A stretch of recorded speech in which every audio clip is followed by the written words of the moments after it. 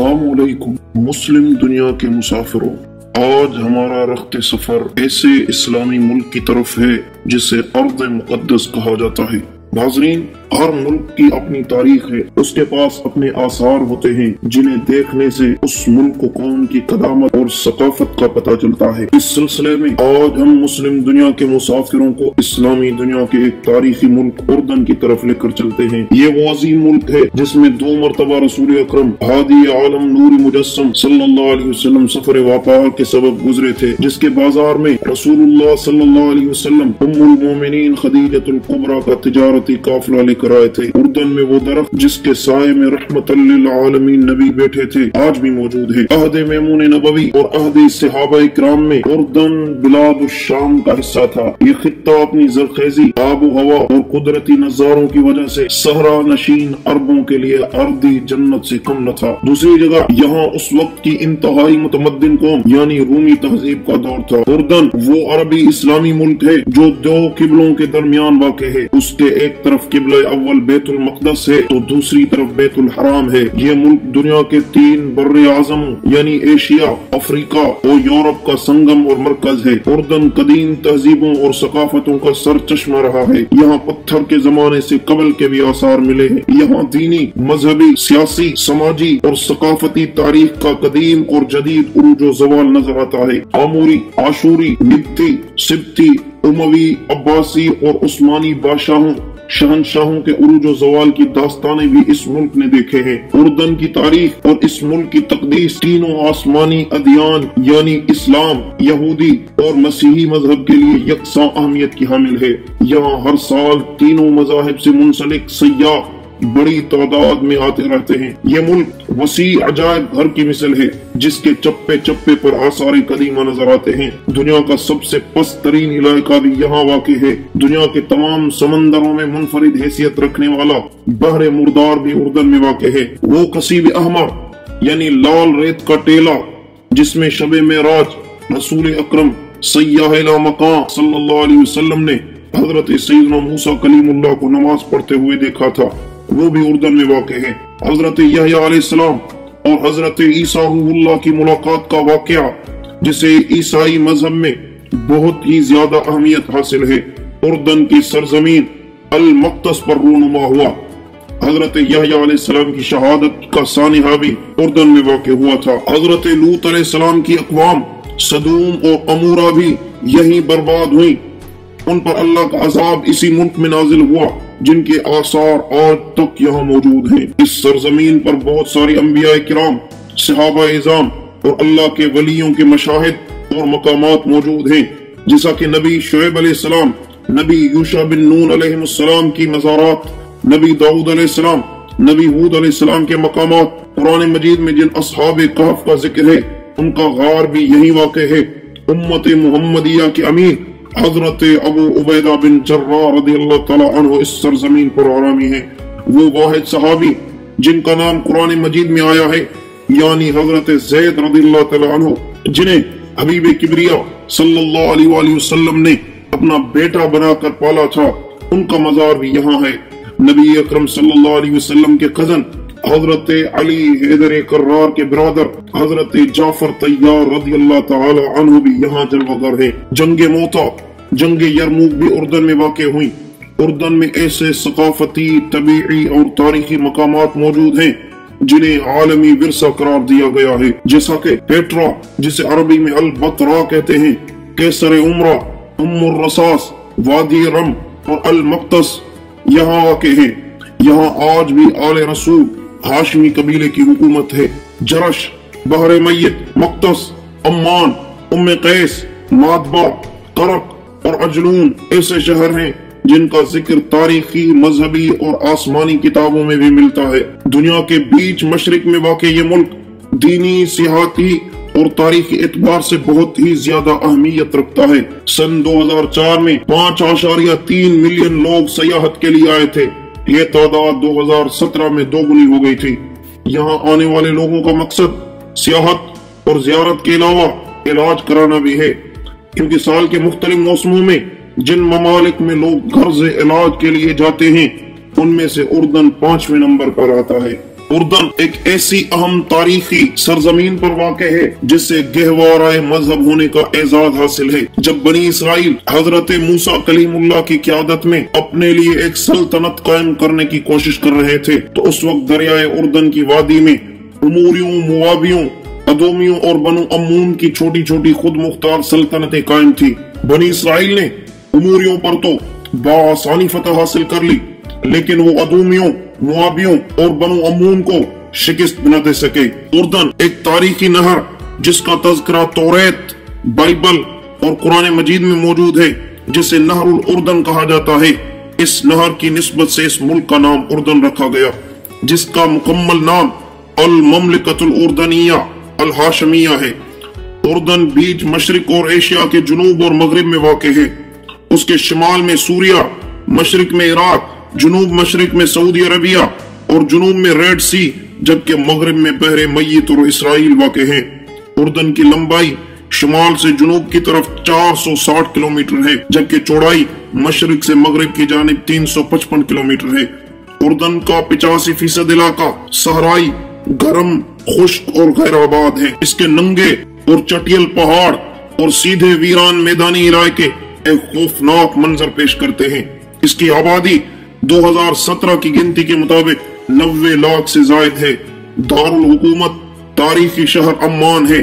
یہاں 95% لوگ مسلمان ہیں، جبکہ 5% لوگ مسیحی رہتے ہیں۔ 8ویں صدی قبل مسیح میں یہ علاقہ اشوریوں کے قبضے میں آ گیا۔ 600 قبل مسیح میں سلطنت اشوریہ کے زوال کے بعد نبطیوں کے قبضے میں آ گیا۔ 5ویں صدی عیسوی میں یہ علاقہ روم کے بازنطینی سلطنت کا حصہ بن گیا، اور سن 636 عیسوی میں 30,000 اسلامی فوج نے دریائے یرموک کے کنارے بازنطینی سلطنت کے شہنشاہ ہرقل کے 2.5 لاکھ کے لشکر جرار کو شکست دی۔ تو یہ خانہ جنگی جو صدیوں سے اردن کے سرزمین پر جاری تھی وہ ختم ہوئی اور امن و امان کا دورہ شروع ہوا۔ حضرت خلیفہ اول ابو بکر صدیق کا زمانہ خلافت تھا، اور حضرت ابو عبیدہ بن جراح رضی اللہ تعالیٰ عنہ نے 636 عیسوی میں آخر کار پورے اردن کو فتح کر لیا تھا۔ 1099 عیسوی میں صلیبیوں نے سلطنت یروشلم قائم کر کے اردن کو اس کا حصہ بنا لیا اور مشرقی اردن کو اپنا آخری دفاعی سرحد قرار دیا۔ 1198 میں سلطان صلاح الدین ایوبی نے صلیبیوں کو شکست فاش دی، اور شام اور اردن سلطان ایوبی کے جانشینوں کے زیر نگی آ گئے۔ انہوں نے اردن کو ایک مستقل سلطنت کی حیثیت دے دی۔ 1500 عیسوی سے 1900 تک اردن خلافت عثمانیہ کا ایک حصہ رہا، اور پہلی جنگ عظیم 1914 سے 1918 کے دوران میں اردن نے غیر معمولی ڈرامائی حیثیت اختیار کر لی تھی۔ برطانیہ کے جاسوس کرنل DS لارنس اور امیر فیصل کے نام اس ڈرامے میں مرکز کردار کی حیثیت رکھتا ہے۔ 1920 میں مئی میں سان ریمو کانفرنس ہوئی، جس نے فلسطین کو برطانیہ کے زیر انتداب کر دیا۔ 1921 میں برطانیہ نے باضابطہ طور پر امیر عبداللہ کو شرق اردن کا حکمران تسلیم کر لیا۔ 1928 میں برطانیہ شرق اردن کو آزاد مملکت کے طور پر تسلیم کرتا ہے، اور 1929 میں پہلی قانون ساز کونسل قائم ہوتی ہے۔ اور اگر اردن کے مشہور اور معروف جگہوں کے بارے میں بات کی جائے تو یہاں ایسا سمندر واقع ہے جسے بحر مردار کہتے ہیں اور بحر المیت بھی کہتے ہیں، اور انگلش میں اسے ڈیڈ سی کہتے ہیں۔ اس سمندر کو تاریخی طور پر بڑی اہمیت حاصل ہے، جس میں مصری ملکہ کلوپترا کے بارے میں بیان کیا جاتا ہے کہ وہ بحیرہ مردار کے علاقے کی خوبصورتی کی وجہ سے یہاں پر خوبصورتی کے لیے تیار کردہ مصنوعات کا استعمال کرتی تھی، جبکہ رومی سلطنت نے جب اس خطے پر قبضہ کیا تو یہاں پر نمک کے وسائل سے بھرپور فائدہ اٹھایا۔ بحیرہ مردار دیگر سمندروں سے 9 گنا زیادہ نمکین ہے۔ اس میں نمکیات و معدنیات کی کثرت کی وجہ سے پانی مختلف نظر آتا ہے۔ دہائیوں سے مقدس سرزمین یعنی اردن میں چھٹیاں تب تک مکمل نہیں ہوتی تھی جب تک بحیرہ مردار کے پانی کی سطح پر لیٹے ہوئے سیلفیاں نہ لی جائیں۔ بحیرہ مردار زمین پر سطح سمندر سے سب سے نچلا مقام ہے۔ یہ وہ جگہ ہے جہاں جناب لوط علیہ السلام کی بے فرمان قوم برباد ہوئی تھی، جن پر قہر خداوندی آ گرا تھا۔ دنیا میں سب سے نچلا مقام بھی یہی ہے، سطح سمندر سے 400 میٹر نیچے ہے۔ بحر مردار 650 मुरब्बा किलोमीटर पर मुहित है। बहर मय्यत आधा इसराइल और आधा उर्दन में है। 1967 से पहले ये मुकम्मल उर्दन में शामिल था, लेकिन फिर इसराइल ने इसके आधे हिस्से पर कब्जा कर लिया। अब उसका मगरिबी आधा हिस्सा इसराइल में शामिल है और ये समंदर इसराइल और उर्दन के दरमियान बॉर्डर की हैसियत भी रखता है। उर्दन का दारुल हुकूमत अम्मान शहर है। ये कुर्रे अर्द पर कदीम तरीन शहरों में से एक है, जिसकी तारीख 7000 कबल मसीह तक पहुँचती है। उस वक्त से अब तक ये शहर आबाद रहा है। इस शहर का कदीम नाम रब्बतुन अमून था, फिर फैलाद निमिया पड़ा, फिर दोबारा रब्बा अमून हुआ, फिर अम्मान से मशहूर हो गया। ये शहर कदीम और तारीखी होने के साथ साथ बहुत ही खूबसूरत है, क्योंकि ये शहर 1 दर्जन से ज्यादा पहाड़ों पर मुश्तमिल है, जिनमें से 7 बड़े और नुमाया पहाड़ हैं, जो शहर को 7 हिस्सों में तकसीम करते हैं, जिनकी वजह से शहर में खूबसूरत ढलाने और चढ़ाइयां नजर आती हैं, जिससे शहर में मुनफरिद हुस्न पैदा हो जाता है। इस शहर का तज़किरा हुजूर नबी अकरम सल्लल्लाहु अलैहि वसल्लम की अहादीस में भी मिलता है। और जहाँ तक बात की जाए पेट्रा की, तो दुनिया के सयाहों के लिए उर्दन में सबसे पुरकशिश जगह पेट्रा और वादी रम के आसार हैं। ये वो कदीम और तारीखी जगह है जो पूरी कुर्रे अर्द वालों के लिए तारीखी वर्षे की हैसियत रखती है। ये जगह जदीद दुनिया के कदीम अजायबात में से है। ये उर्दन के जुनूब और मगरिब में वाक़ है। यहाँ पत्थर के जमाने से भी पहले के आसार मिले हैं, जब यहाँ बसने वालों ने पहाड़ों को काट और तराश कर घर, माबिद और मशाहिद बनाए। पहाड़ों में बनाए गए ये घर और उनका हुस्न देखकर इंसान अजब में पड़ जाता है। 312 कबल मसीह में निब्तियों ने इसे अपना दारुल हुकूमत करार दिया।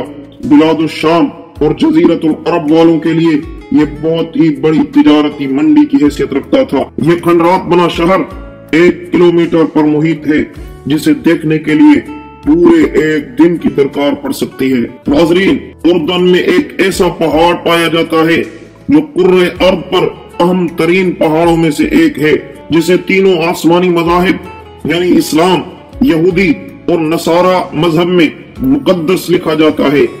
इस पहाड़ का नाम जबल नीबू है। किसी जमाने में इस पहाड़ पर नीबू नामी शहर आबाद था। ये पहाड़ अम्मान शहर से 41 किलोमीटर दूर है। इस पर चढ़ने के बाद आप बिल्कुल वाज़ेह तौर पर फलस्तीन के पहाड़, किबला अव्वल मस्जिद अक्सा और कुब्बतुस सखरा के आसार देख सकते हैं। यहाँ तक के अगर मतला साफ हो, आप तूर सीना पहाड़ की चोटियां भी देख सकते हैं, जिन पर बैठकर हजरत मूसा कलीमुल्लाह अल्लाह से गुफ्तगू किया करते थे। और इस पहाड़ के निचले हिस्से में हजरत सैयदना मूसा कलीमुल्लाह का मजार भी वाक़ है। मुस्लिम दुनिया के मुसाफिरों, उम्मीद करता हूँ कि हमारा आज का सफर बहुत ही मालूमाती रहा होगा और उर्दन के बारे में नई नई बातें जानने का मौका मिला होगा। इंशाअल्लाह मिलते हैं अगले सफर में। तब तक के लिए मुझे दीजिए इजाजत। हमारे इस वीडियो को लाइक कीजिए, चैनल को सब्सक्राइब कीजिए, दोस्तों के साथ शेयर कीजिए। इंशाअल्लाह मिलते हैं अगले सफर में। तब तक के लिए मुझे दीजिए इजाजत। अस्सलाम वालेकुम। पाकिस्तान जिंदाबाद।